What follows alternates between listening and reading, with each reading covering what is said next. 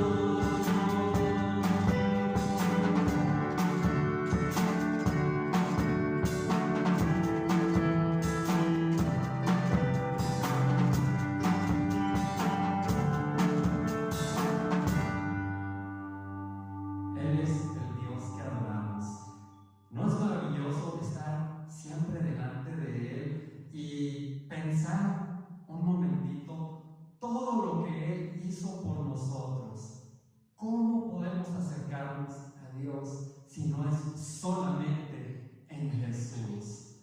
En Él confiamos, en Él vivimos, en Él somos y nos movemos, dice la Escritura. Vamos a entonar este himno maravilloso solo en Jesús y vamos a seguir glorificando el nombre de nuestro Señor, porque Él es digno, santo y maravilloso. Nuevamente insisto, digno de honra, gloria y alabanza. Cantemos con voz.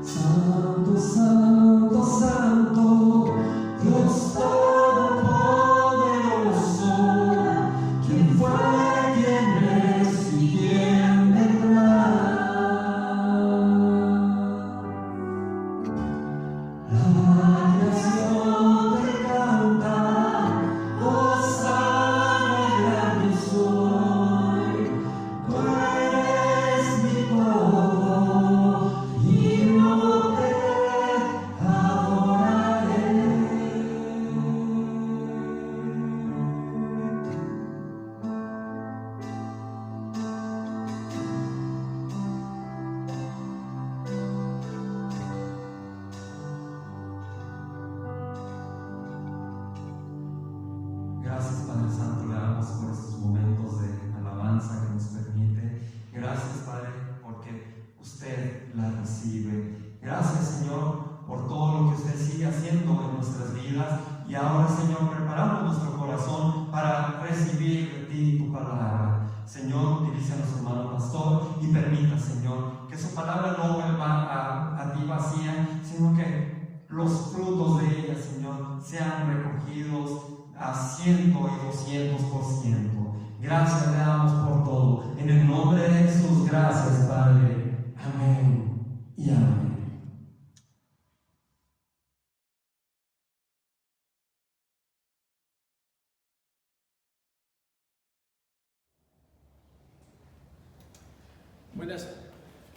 Buenos días a todos. Vamos a continuar en la serie de predicaciones sobre el camino angosto que conduce a la vida eterna. Y eso nos lleva a pensar, hermanos, que la mayoría de las personas que asisten a los templos o a las casas de oración no van a entrar al cielo. Porque la Biblia dice, angosto es el camino y pocos los que andan por él. De ahí que estoy viendo en esta serie de predicaciones la necesidad que tenemos todos los cristianos de reautoexaminarnos a nosotros mismos. Porque muchos cristianos viven una vida de comodidad, una vida agradable. Todos piensan que nos tiene que ir bien, Dios nos tiene que bendecir y nada me va a faltar. Bueno, la Biblia no enseña eso. La Biblia enseña que muchos de los grandes cristianos, desde Adán hasta nuestros días, los mejores hombres de Dios, muchos de ellos dejaron su vida por causa de su ministerio, por causa de su llamamiento. Dejaron familia, perdieron casas, perdieron posiciones, etc. por causa de su llamamiento a servir a Dios. Entonces, en los años 70 vino un nuevo estilo de ganar almas para Cristo, de los años 70, y todo se basaba en que yo repitiera una oración con la persona que me iba a guiar a Cristo. Una vez que yo hiciera la decisión, que yo reconociera mis pecados y le pidiera perdón a Dios y lo aceptara como mi Salvador, yo ya era un candidato para ir al cielo. Pero vamos a ver que en ningún lugar en la Biblia, vemos que Jesús, ni los apóstoles, ni los profetas del Antiguo Testamento le pidieron a las personas que repitieran una oración con ellos, y que después de haber hecho la oración, ellos ya eran salvos. Entonces, hay situaciones que tenemos que retomar, tenemos que reexaminar en comparación con la palabra de Dios. Hay muchas personas que aceptan a Cristo, inclusive se bautizan, pero después de un tiempo se apartan y no se vuelve a saber nada de ellos. Pero sus seres queridos, ellos se amparan en que ellos un día, mi hijo, un día mi tío, un día mi mamá, un día mi amigo, un día mi vecino hizo la decisión. Y la Biblia dice, hermanos, el que persevere, el que permanezca hasta el fin, ese será salvo.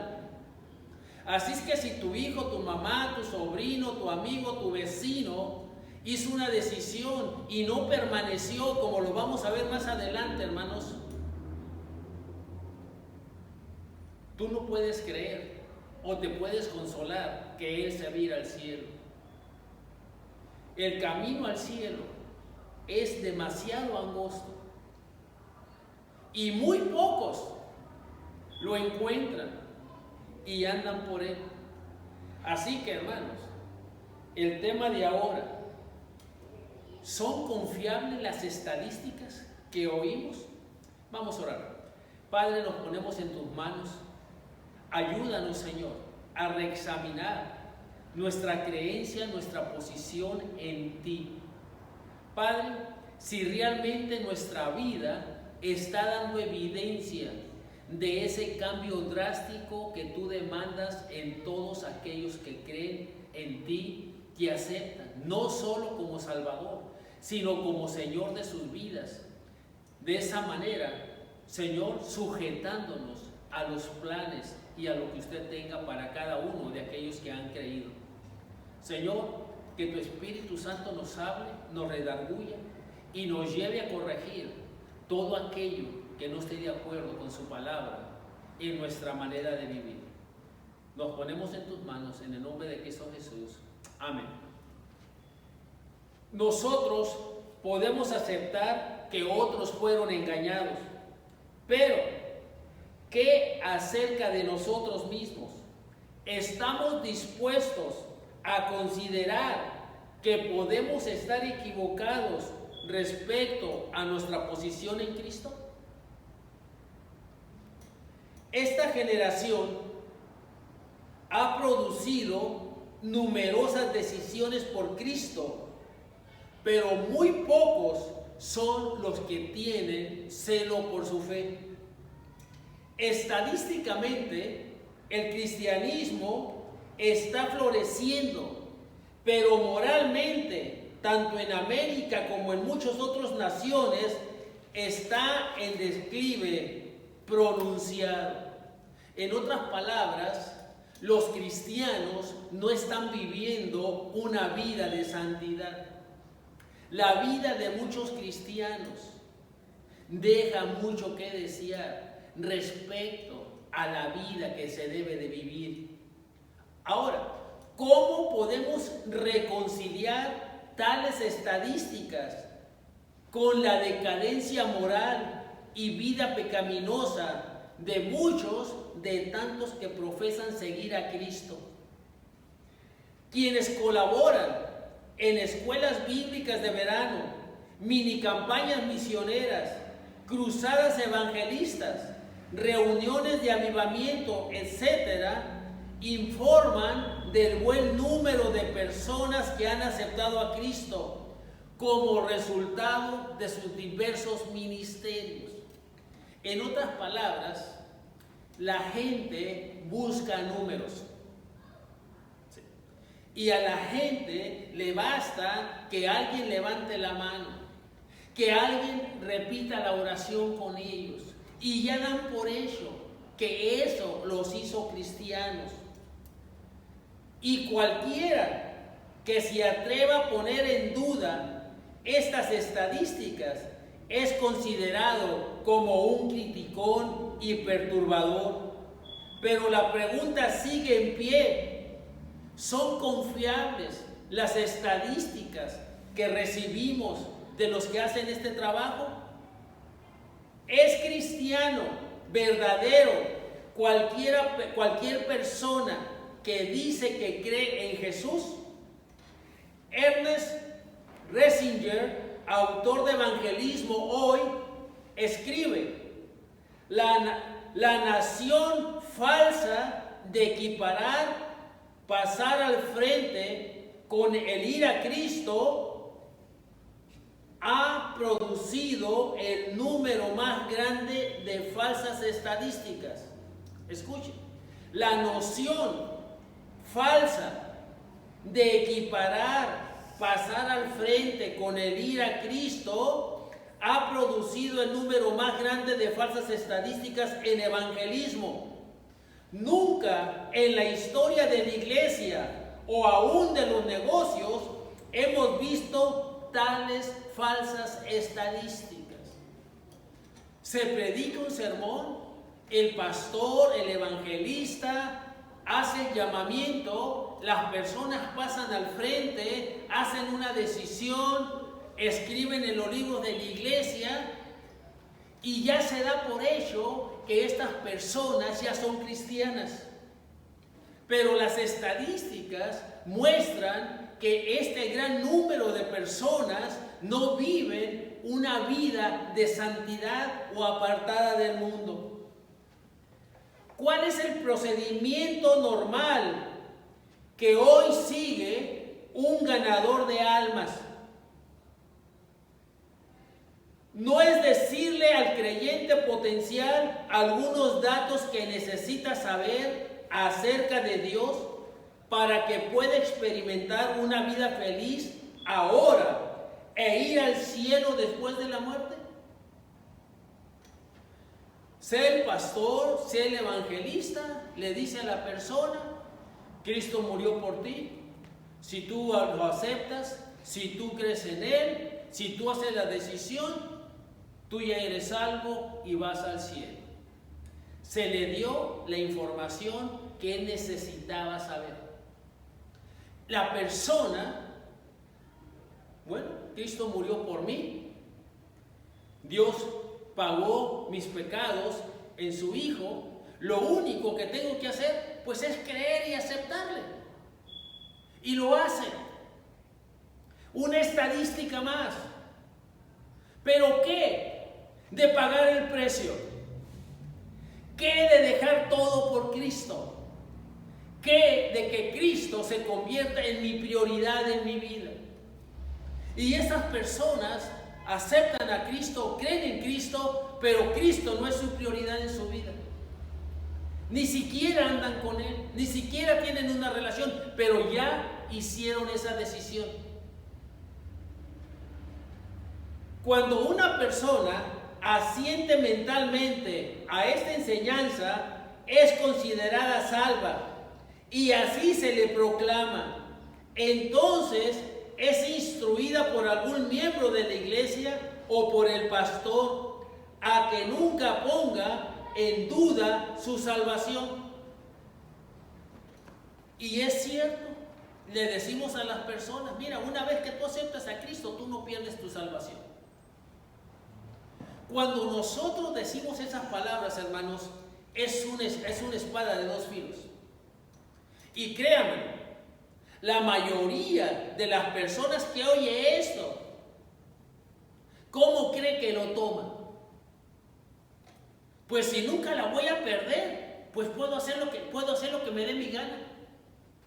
Esa es la opción que la mayoría de las personas toman, como si fuera una licencia para pecar. Se nos olvida lo que dice Pablo, que seguiremos pecando para que la gracia abunde. En ninguna manera, porque lo que hemos muerto al pecado, ¿cómo viviremos en él? ¿Sí? Entonces, las estadísticas que tenemos no son 100% confiables. Más adelante vamos a ver la parábola del sembrador, hermanos. Y en la parábola del sembrador se habla de 4 tipos de tierra. Y en estos 4 tipos de tierra, la palabra cayó, fue recibida. Pero en 3 nunca dio fruto. Murió la palabra. En la que cayó en tierra buena, dice, dio fruto a 30, 60 y a 100 por uno. Deduzca usted, hermano o hermana, que piensa que porque su hijo, su hija, su tío, su abuelo, su mamá, su vecino, etcétera, hizo una decisión, pero no ha producido fruto, ni ha dado evidencia de un fruto, no piense que se va a ir al cielo por esa decisión que hizo. La Biblia es clara al respecto. Señor, ¿cómo conoceremos a los que son tuyos? Por sus frutos, por su manera de vivir, por su manera de hablar. Allí van a conocer los que son míos. Entonces, debemos de preguntarnos, hermanos, usted y yo, ¿no seré uno más de estas falsas estadísticas?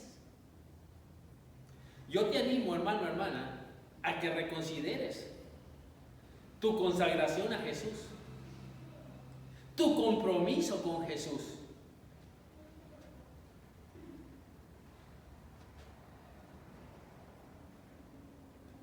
Dice, ¿es esta la religión de Cristo?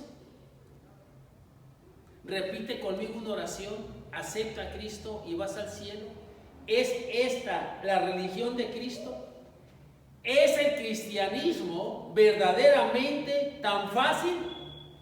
Jesús habló repetidamente de negarse a sí mismo y tomar la cruz cada día.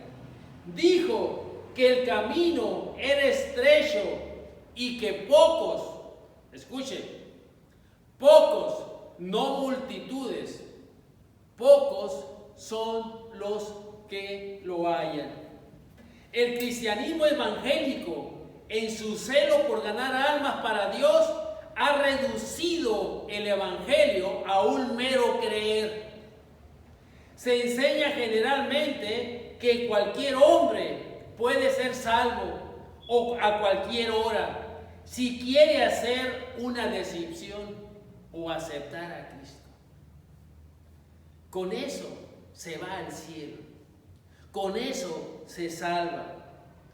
Hagámonos una pregunta usted y yo en esta mañana.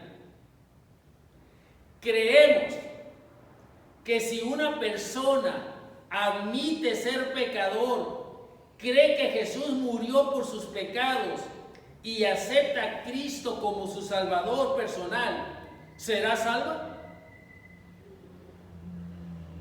Yo sé que la mayoría dirían que sí. Si nuestra respuesta es afirmativa, creemos algo inferior a lo que la Biblia enseña. Algo que es producto de la tradición religiosa moderna. Jesucristo es mucho más que un Salvador.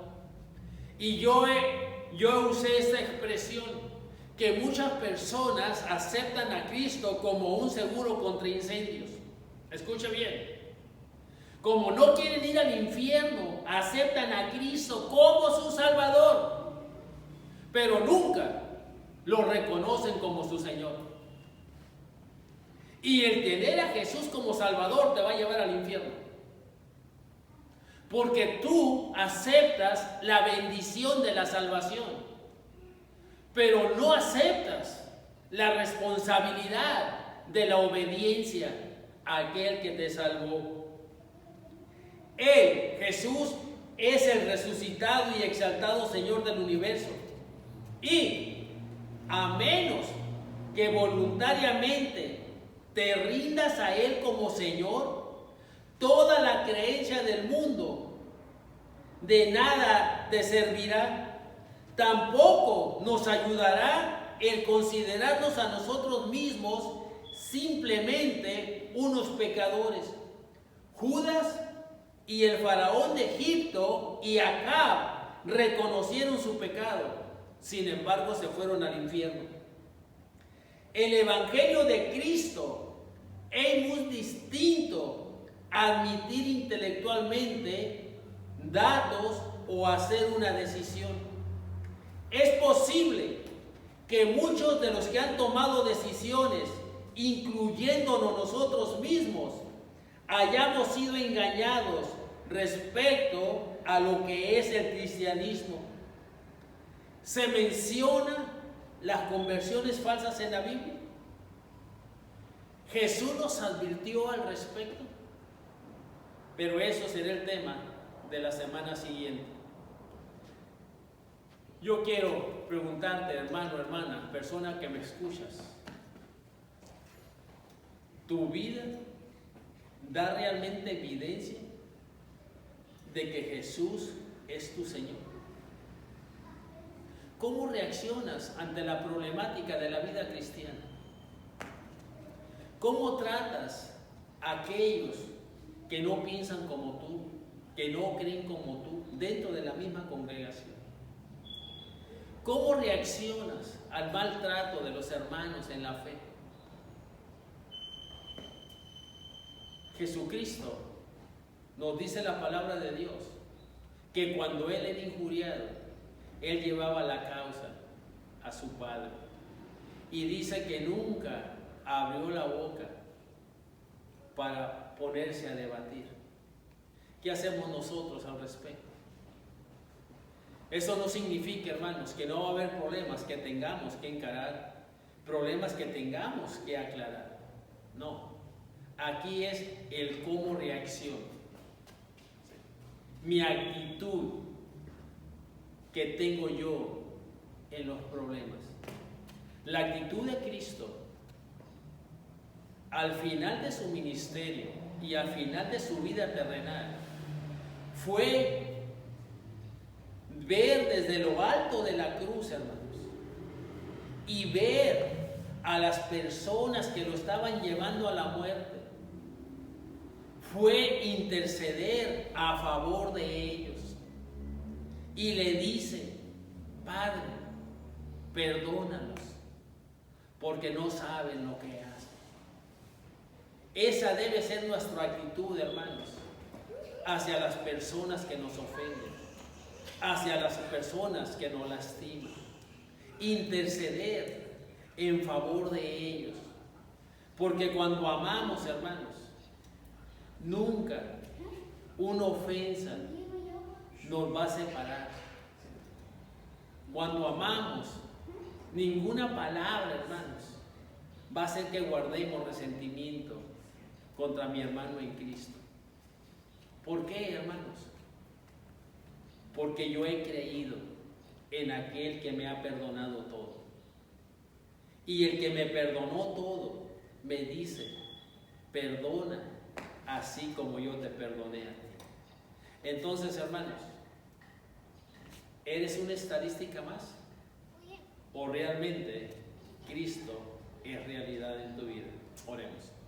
Padre, gracias por tu palabra. Nos ponemos en tus manos, Señor. Pido, Señor, que tu palabra y tu Espíritu Santo hagan la obra de transformación en nuestras vidas. Que realmente nuestras vidas estén dando evidencias, Padre, de que hemos creído, de que eres nuestro Salvador, pero que eres nuestro Señor, que estamos caminando dentro de tu voluntad. Te pido, Padre, que si no es así, usted, Padre, nos haga volver en sí y que no creamos que vamos al cielo cuando vamos camino del infierno. Gracias por tu palabra, porque dice que ella es verdad, conoceremos la verdad y la verdad nos hará libres. Te lo pedimos en el nombre de Cristo Jesús. Amén. Que Dios les bendiga, hermanos.